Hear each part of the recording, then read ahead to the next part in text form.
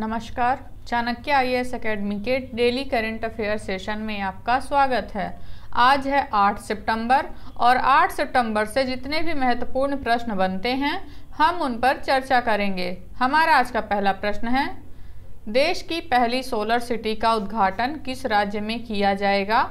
उत्तर प्रदेश, मध्य प्रदेश, गुजरात या फिर महाराष्ट्र? तो अभी हाल ही में मध्य प्रदेश के मुख्यमंत्री शिवराज सिंह चौहान ने सांची में पहला सोलर सिटी का उद्घाटन किया है। मुख्यमंत्री शिवराज सिंह चौहान ने मध्य प्रदेश में देश की पहली सोलर सिटी सांची का उद्घाटन किया है, जिसका उद्देश्य सांची सोलर सिटी में सालाना लगभग 13,747 टन कार्बन डाइऑक्साइड उत्सर्जन को कम करना है। सांची में पर्यावरण अनुकूल सुविधाओं के माध्यम से पर्यावरण प्रदूषण को कम कर पर्यटन को आकर्षित करने का भी प्रयास किया गया है। हमारा आज का अगला प्रश्न देखेंगे, G20 शिखर सम्मेलन स्थल पर किसकी विश्व की सबसे ऊंची प्रतिमा स्थापित की गई है? शिव शक्ति, नटराज, ब्रह्मा या फिर इनमें से कोई नहीं? तो अभी हाल ही में G20 शिखर सम्मेलन स्थल पर विश्व की नटराज की सबसे ऊंची मूर्ति स्थापित की गई है। दिल्ली में G20 शिखर सम्मेलन के आयोजन स्थल भारत मंडपम में दुनिया की सबसे ऊंची नटराज प्रतिमा स्थापित की गई है। 20 टन वजनी 20 फुट ऊंची प्रतिमा को तमिलनाडु के तंजावुर जिले के स्वामी मलाई में मूर्तिकार राधा कृष्णन स्टापथी और उनकी टीम ने 7 महीने के रिकॉर्ड समय में बनाया था। मूर्ति का निर्माण पारंपरिक ढलाई विधि का उपयोग करके अष्टधातु में किया गया है। हमारा आज का अगला प्रश्न देखेंगे, हाल ही में किसके द्वारा भारतीय सेना के नए थल सेना भवन गृहा 4 का उद्घाटन किया गया? द्रौपदी मुर्मू, नरेंद्र मोदी, राजनाथ सिंह या फिर अमित शाह? तो अभी हाल ही में रक्षा मंत्री राजनाथ सिंह ने भारतीय सेना के नए भवन गृहा 4 का उद्घाटन किया है। रक्षा मंत्री राजनाथ सिंह ने दिल्ली छावनी में गृहा 4 यानी एकीकृत आवास मूल्यांकन के लिए ग्रीन रेटिंग मानदंडों के अनुरूप सेना मुख्यालय थल सेना भवन की नई इमारत की आधारशिला रखी। सेना मुख्यालय वर्तमान में लुटियंस दिल्ली में रायसीना हिल्स के प्रतिष्ठित साउथ ब्लॉक में स्थित है। नई इमारत के पूरा होने पर यह न केवल कार्बन पदचिह्न में कटौती करेगा बल्कि AH के सभी अलग अलग क्षेत्रों को एक साथ लाने की उम्मीद भी है।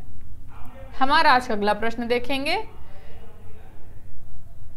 हाल ही में किस बैंक ने निर्बाध लेन देन के लिए CBDC और UPI की अंतर संचालनीयता की घोषणा की है? RBI, SBI, HDFC या फिर IDFC? तो अभी हाल ही में SBI ने CBDC और UPI की अंतर संचालनीयता की घोषणा की है। भारत में डिजिटल वित्तीय लेन देन को बढ़ाने की दिशा में एक महत्वपूर्ण कदम में भारतीय स्टेट बैंक ने हाल ही में सेंट्रल बैंक डिजिटल करेंसी और यूनिफाइड पेमेंट इंटरफेस यानी UPI की अंतर संचालनीयता के संबंध में एक महत्वपूर्ण घोषणा की है। Central bank digital currency pilot project के तहत कई भारतीय बैंकों ने डिजिटल रुपया एप्लीकेशन पर यूनिफाइड पेमेंट इंटरफेस इंटरऑपरेबिलिटी सुविधा शुरू करने की घोषणा की है। डिजिटल रुपी ऐप उपयोगकर्ता किराने के सामान और दैनिक खर्चों का भुगतान करने के लिए किसी भी QR कोड को स्कैन कर सकते हैं। हमारा आज का अगला प्रश्न देखेंगे, हाल ही में किसके द्वारा UGC के शिक्षक प्रशिक्षण कार्यक्रम का शुभारंभ किया गया है?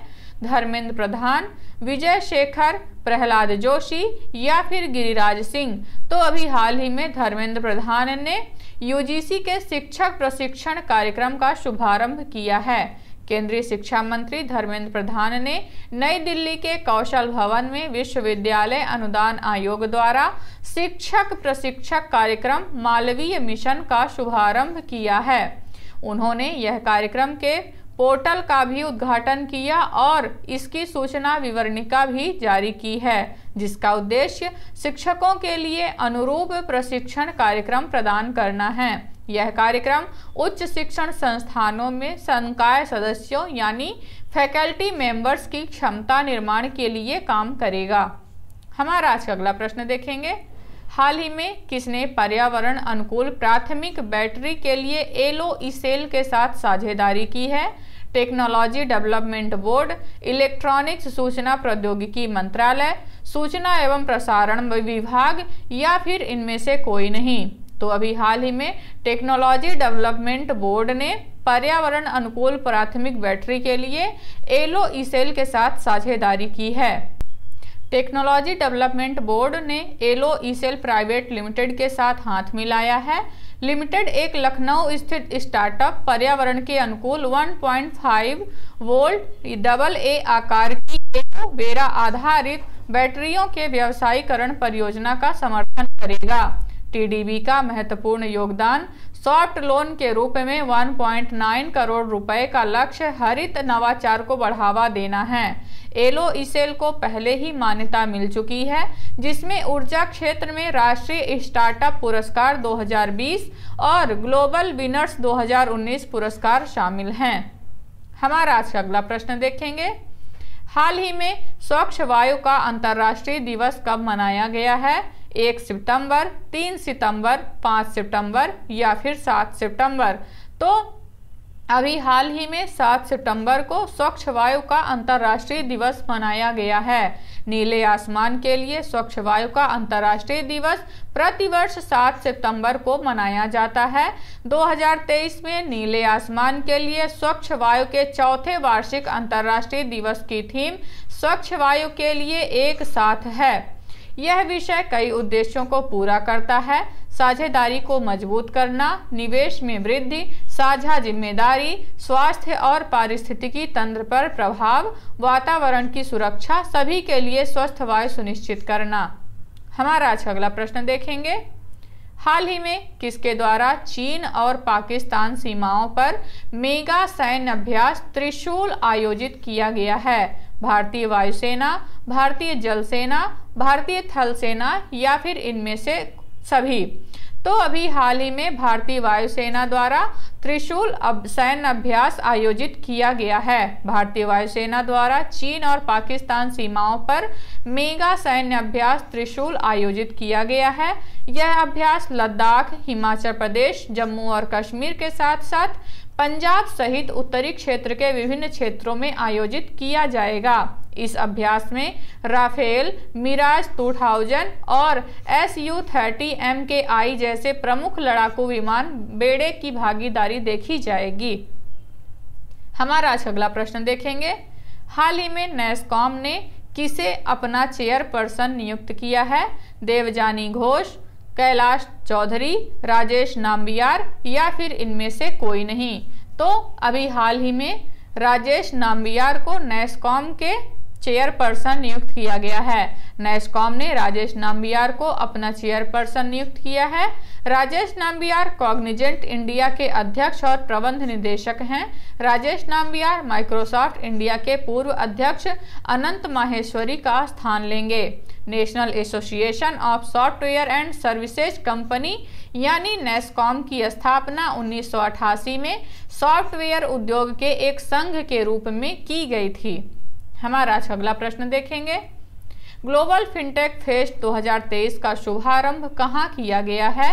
नई दिल्ली, मुंबई, बेंगलुरु या फिर इनमें से कोई नहीं। तो अभी हाल ही में मुंबई में ग्लोबल फिनटेक फेस्ट 2023 का शुभारंभ किया गया है।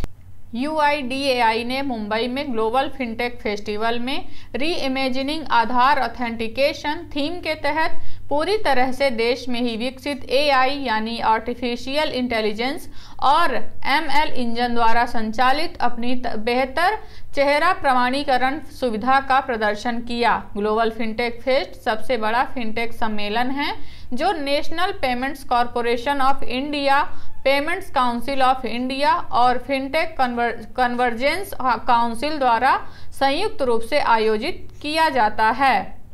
तो ये रहे आज के हमारे कुछ महत्वपूर्ण प्रश्न।